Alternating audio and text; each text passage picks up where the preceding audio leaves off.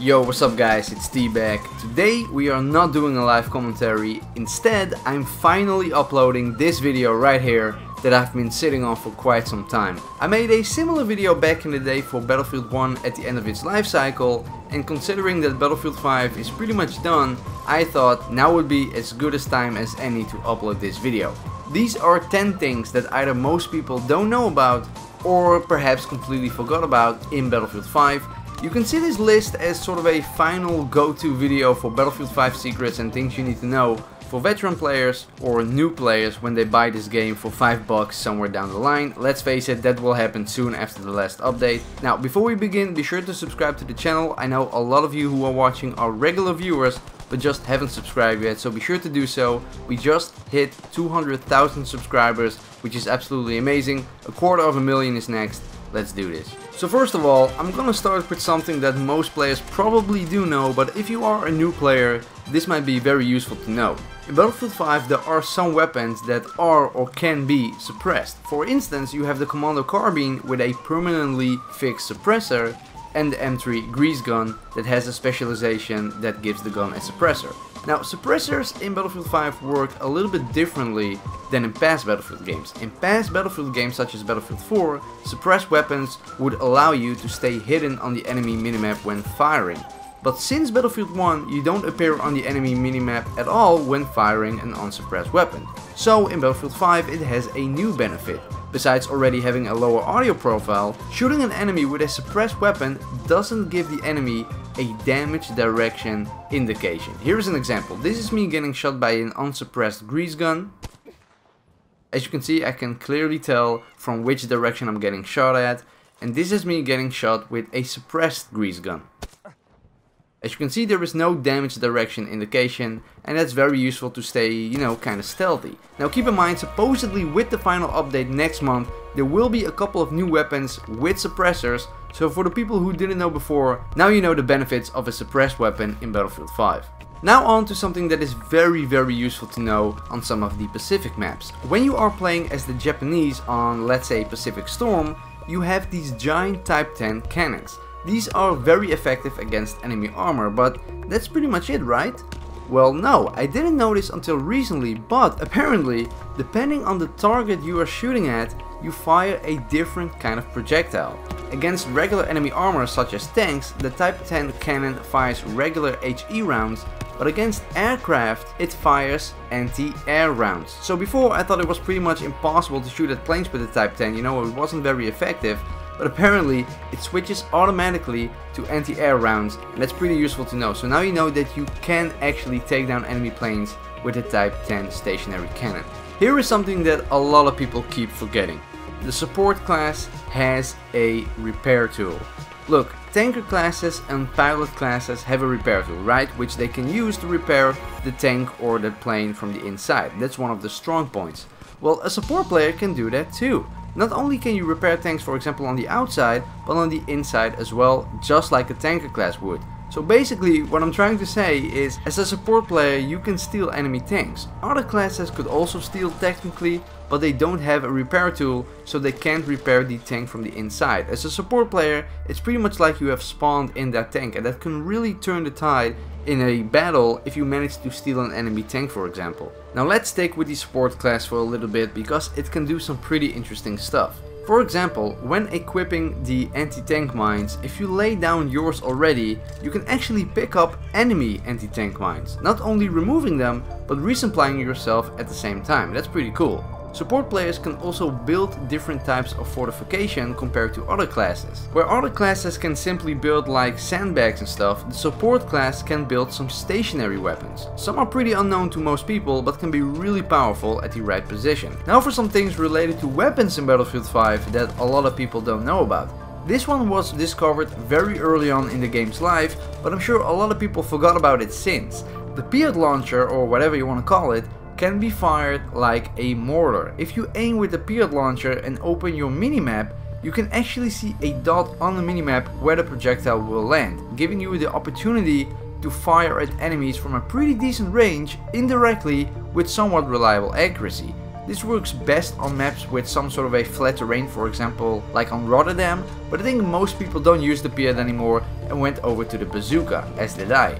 Well, did you know that you can change the zero of the bazooka just like you can with a sniper rifle? If you change the zero, you will see you switching sights that you're using to aim through, and that's pretty cool, giving you an indication of where to shoot for longer ranges. And speaking about weapons, here are some forgotten and unique weapon specializations only on certain guns that most people don't really know about, and that can actually alter the behavior in a way that makes them perhaps more interesting to some people.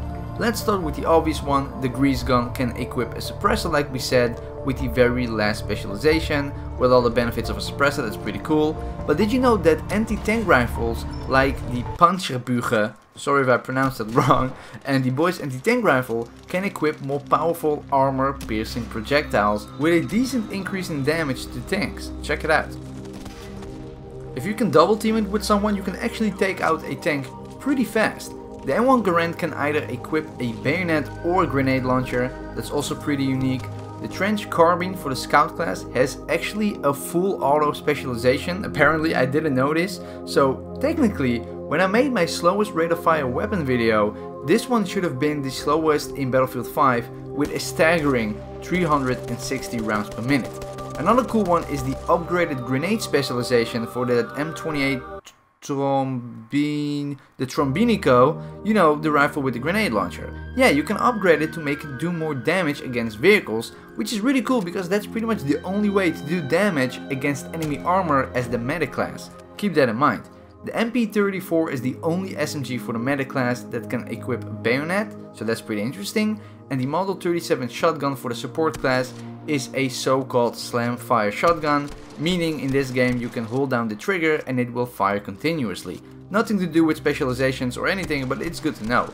And finally, the last unique specialization that I know of is for the Type 11 LMG, where you can choose the top up specialization for faster reloads. And the cool thing about this one is the new animations for inserting stripper clips. I really like that. Now here are some other things you should know. When bayonet charging someone, you pretty much always win, but there is one big counter to it, besides just getting shot. The person that charges second always wins the bayonet charge battle, or whatever you want to call it. However, that hardly ever happens, but just in case it does happen and you have a weapon with a bayonet and you wonder how to counter the enemy charging at you, and you remember this video in a split second, perhaps then you will survive.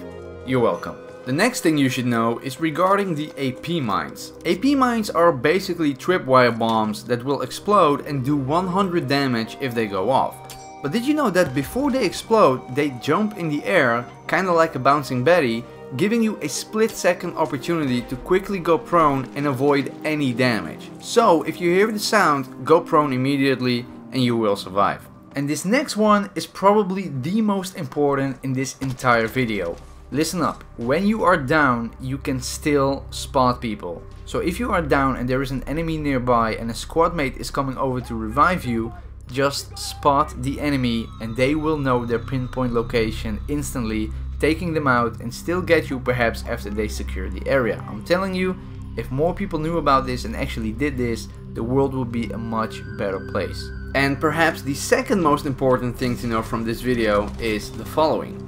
You know how annoying it is when you enter a vehicle from the wrong side and now you have to keep pressing X or whatever button you have to switch seats until you finally reach the driver's seats or whatever seat you want to be in? Well, luckily for console players, on PC it's obviously already a thing, but did you know that you can alter the button assignments on controller as well in Battlefield 5?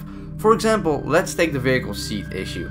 In the button mappings menu, you can map dedicated buttons to certain vehicle seats, for example the driving seat. So I chose to assign it to the up directional button, and now I don't have to go through the entire vehicle anymore by pressing X every single time. I can simply press up and I'm in the driving seat with one button.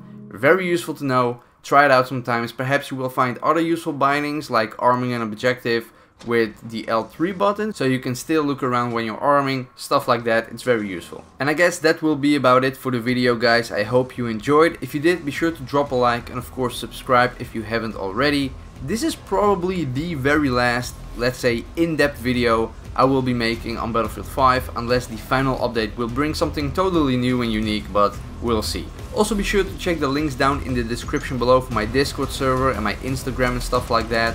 And of course, if you have any useful things to mention about Battlefield 5 that perhaps some people don't know about yet, be sure to drop it in the comments below as well.